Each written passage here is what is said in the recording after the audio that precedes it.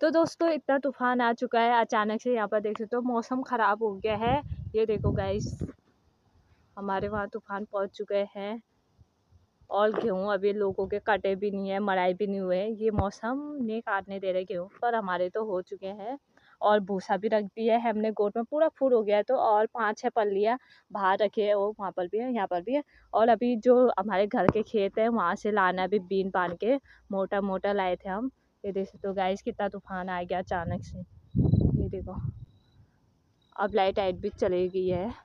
अब हमने करना है खाने पीने का इंतज़ाम।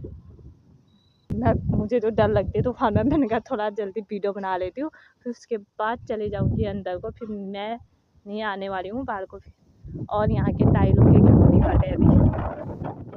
मौसम कल परसों से 2-3 दिन से बहुत ज़्यादा ख़राब हो रहा था, और आज आ ही गया तूफान।